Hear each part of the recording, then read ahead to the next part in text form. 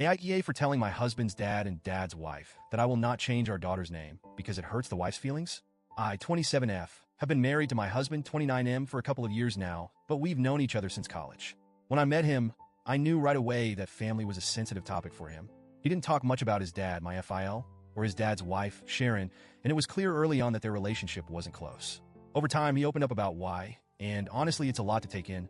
My husband's mom, my late MIL, passed away when he was only 8 years old. Before that, his parents had divorced when he was just 2. 2 years after the divorce, FIL remarried Sharon, and from what I've been told, MIL and Sharon didn't get along. And by didn't get along, I mean they really didn't like each other. Sharon claims that my MIL made her life miserable. She says MIL laughed at her pain, wished her dead, and even tried to have CPS take custody of my husband to remove Sharon from his life. According to Sharon, MIL was manipulative and cruel, and her hatred for Sharon was obsessive. At first, I believed Sharon's version of events because she told it with so much emotion. But then I got to know my husband's extended family, FIL's own siblings, and they painted a different picture. They admitted that MIL wasn't thrilled about Sharon being in the picture, but they said Sharon's story was dramatically exaggerated. They described it more as a mutual dislike than a one-sided vendetta. Whatever the truth was, Sharon has clearly carried this bitterness for decades. Even after MIL passed, Sharon couldn't let it go. She talks about my MIL as if she's still competing with her, even though MIL has been gone for over 20 years. When my MIL passed away, my husband was just a little boy. He was heartbroken, and from what he's told me, he clung to her memory like a lifeline. He didn't want to lose even the smallest connection to her. So when FIL and Sharon announced they were planning to attend the funeral, my husband, who was only 8 at the time, completely freaked out. He begged them not to come. He said their presence would feel disrespectful, like an invasion of something sacred. When they refused to back down, he threatened to run away. He said if they showed up, he'd disappear until he was placed with other family members. Eventually, they gave in and didn't attend. FIL and Sharon have since claimed that my husband hates them for staying away, but he's told me the exact opposite. To this day, he says that keeping them from the funeral was one of the few times he felt like he had any control over his grief. He doesn't regret it at all. By the time I met my husband, his relationship with FIL and Sharon was practically non-existent. He kept them at arm's length, and it was clear that this was a choice he'd made for his own peace of mind. Sharon, however, has never accepted this distance.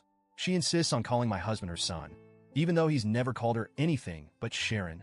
She even introduced herself to me as his mom when we first met, and she looked genuinely shocked when I corrected her.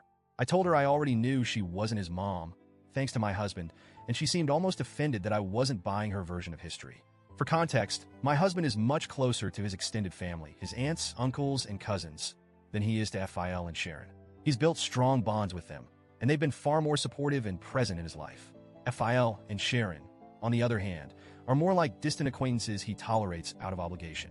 Now, let's fast forward to the birth of our daughter. My husband and I welcomed her into the world a few weeks ago, and she's absolutely perfect. When we were deciding on names, it didn't take long for us to settle on one that felt right. We named her after my husband's late mom. It was a way to honor her memory and keep her spirit alive in our family. My husband was deeply moved by the idea, and I could tell it meant the world to him.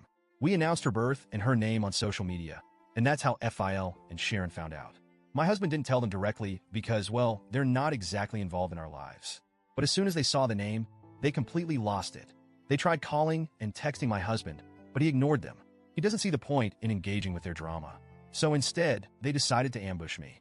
A few days ago, I was at the mall with my newborn daughter when FIL and Sharon showed up out of nowhere. I was shocked to see them, especially since we hadn't told them where we'd be. They must have been keeping tabs on us through social media or something, which feels a little creepy, but I digress. Sharon wasted no time making it about her. She started by saying she'd seen the name we chose and that it was deeply hurtful to her. She said naming our daughter after MIL was like reopening old wounds and accused us of using our baby to deliberately hurt her feelings. I was standing there, holding my newborn, completely dumbfounded. I didn't even know how to respond at first. Then Sharon dropped the real bomb. She demanded that we change our daughter's name. She said it was only fair to name the baby after her instead, since Sharon has been here all this time while MIL hasn't. She kept going on and on about how she's the one who stepped up and how she deserved this recognition more than MIL did. At that point, I'd had enough. I told her, as calmly as I could, that we were not changing our daughter's name. I said her feelings weren't a factor in our decision-making and that this wasn't about her. This was about honoring my husband's mom and the legacy she left behind. I made it clear that we weren't interested in revisiting decades-old grudges, especially not when it came to our child. I didn't want to escalate things further. so I left before she could say anything else. But apparently, that wasn't the end of it. Since the confrontation, FIL and Sharon have been blowing up our phones with texts and calls.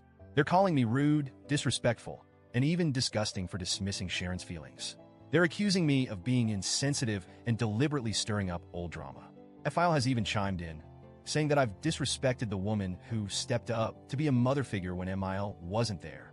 My husband, bless him, has been my rock through all of this. He's 100% on my side and has been dealing with most of the messages, so I don't have to. He thinks Sharon's behavior is just more proof of why he's kept his distance all these years. Still, part of me wonders if I handled the situation the right way. Should I have been more empathetic, even if Sharon's feelings are my responsibility? Or was I justified in standing my ground? So, Reddit, AITA?